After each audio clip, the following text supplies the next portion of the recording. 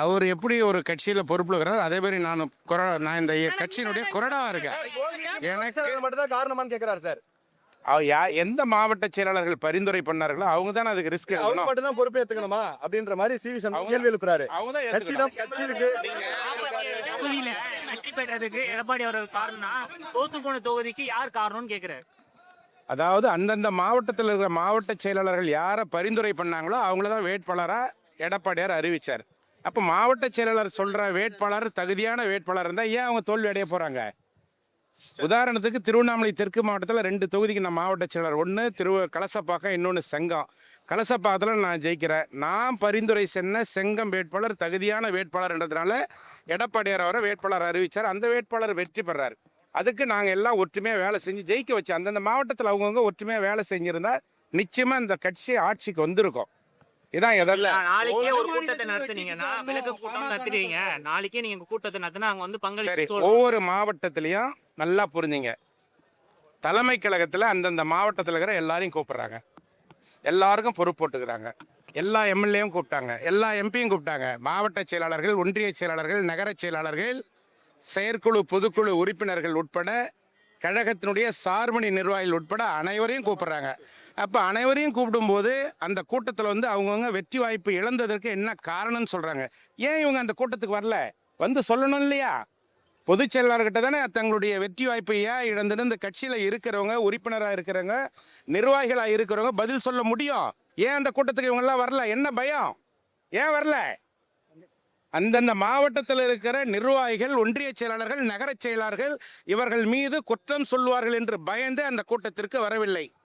பொதுச் செயலாளர்கள் கூட்டிய கூட்டத்திற்கு வருவதற்கு உங்களுக்கு என்ன பயம்? ஏன் வரவில்லை? செய்த தவறுகளை மறைப்பதற்காக பொதுச் செயலாளர்கள் மீது தொடர்ந்து குற்றம் சொல்லி வருகிறார்கள். இது கண்டிக்கத்தக்கது. வெற்றிக்கு காரணம் பாமக சொல்லிட்டு வர்றாரு. நிச்சயமா செய்ய முடியும். நாங்கள் தான் அதற்கு உதாரணம். நாங்கள் தான் கூட இருக்கிறோம். சட்டமன்ற உறுப்பினர்கள் அவரோடு ஒன்றுபட்டு உறுதியாக அவருடைய தலைமையை ஏற்றுக்கொண்டிருக்கிறோம். எந்த இடத்திலேயும் திராவிட முன்னேற்ற கழகத்தினோடு எந்த விதமான பேச்சுவார்த்தையும் அண்ணன் எடப்பாடியார் நடத்தவில்லை. இது 100% உண்மை. சார், அதிமுகவுடைய 30க்கும் மேற்பட்ட தொகுதியில வெற்றிக்கு காரணம் பாமக தான் சிவி சண்முகம் தொடர்ச்சியா கூறி அண்ணன் எடப்பாடியார்களுடைய உழைப்பு, கூட்டணி கட்சியினுடைய பலம், இதுதான் வெற்றிக்கு காரணம். பாமக கட்சியால் தான் அனைத்து தொகுதிகளிலும் வெற்றி பெற்றது என்று சொன்னால், விழுப்புரத்திலே 2016 இவர் போட்டியிடுகின்ற பொழுது ஏன் இவர் வெற்றி வாய்ப்பு இழக்க வேண்டும்? எதனால் இவர் வெற்றி வாய்ப்பை இழந்தார்? அதற்கு காரணம் சொல்ல வேண்டும் இல்லையா? சார், நாடாளுமன்ற தேர்தல், சட்டமன்ற தேர்தல், உள்ளாட்சி அனைத்துமே தோல்வி. இதுக்கு குறித்து சரியா விவாதிக்கவே இல்லை. வருகின்ற எந்த தேர்தலாக இருந்தாலும், அது உள்ளாட்சிக்கான தேர்தலாக இருந்தாலும் சரி, அல்லது இடைத்தேர்தலாக இருந்தாலும் சரி, ஒரே நாடு ஒரே தேர்தல் மூலமாக வர இருக்கின்ற நாடாளுமன்ற தேர்தலாக இருந்தாலும் சரி, அல்லது சட்டமன்ற தேர்தலாக இருந்தாலும் சரி, அண்ணன் எடப்பாடியார் தலைமையில் அனைத்து இந்திய அண்ணா திராவிட முன்னேற்ற கழகம் மீண்டும் தமிழகத்திலே அம்மானுடைய ஆட்சியை அமைக்கும் என்று உறுதியோடு தெரிவித்துக் கொள்கிறோம். புறக்கணிக்கப்பட்டவர் அக்ரி கிருஷ்ணமூர்த்தி குற்றச்சாட்டு எந்த நேரத்தில் என்ன கட்சி விட்டு எடுக்கல, பொறுப்புல இருந்து எடுக்கல. மாண்புமிகு அம்மா அவர்களால் மாவட்ட செயலாளர் பொறுப்பில் இருந்து நீக்கப்பட்டவர். மீண்டும் அண்ணன் எடப்பாடியார் அவர்கள் தான் அவருக்கு மீண்டும் தொகுதி மாற்றி சட்டமன்ற தேர்தலிலே போட்டியிடுவதற்கான வாய்ப்பினை தந்தார்கள். மாவட்ட செயலாளர் பதவியை மீண்டும் தந்தார்கள். மீண்டும் கழகத்தினுடைய அமைப்பு செயலாளர் பதவியை தந்தார்கள். இப்படி எல்லா பதவிகளையும் அண்ணன் எடப்பாடியார் தான் தந்தார். ஒரு நாடாளுமன்ற மேலவை உறுப்பினராக வாய்ப்பு தந்தார். அண்ணன் எடப்பாடியாரால் தான் இவர் வெற்றி பெற்றார் என்பதுதான் உண்மை. இது யாராலும் மறுக்க முடியாது.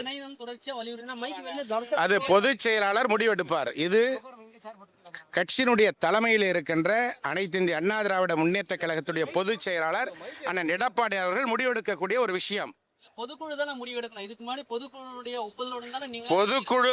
பொதுக்குழு கூட்டப்படுகின்ற பொழுது இதை பற்றிய முழுமையான தகவல்களை அண்ணன் எடப்பாடியார் தெரிவிப்பார். நன்றி, வணக்கம். தொடர் தோல்வியே இல்லை. 1996 மாண்புமிகு அம்மா அவர்கள் இருந்த பொழுது 4 இடங்களில் மட்டுமே வெற்றி பெற்றார்கள். 1991 திமுக ஒரே ஒரு இடத்தில் மட்டுமே வெற்றி பெற்றது. மீண்டும் இவர்களெல்லாம் ஆட்சி அமைக்கவில்லையா? வெற்றி தோல்வி என்பது சகஜம். மீண்டும் அனைத்து இந்திய அண்ணா திராவிட முன்னேற்ற கழகத்துடைய ஆட்சி எந்த நேரத்திலே தேர்தல் வந்தாலும் மீண்டும் அம்மாவுடைய ஆட்சியை அண்ணன் எடப்பாடியார் அவர்கள் அமைத்தே தருவார்கள். இது அனைத்து இந்திய அண்ணா திராவிட முன்னேற்ற கழகத்துடைய தொண்டர்களுடைய உறுதிப்பாடு.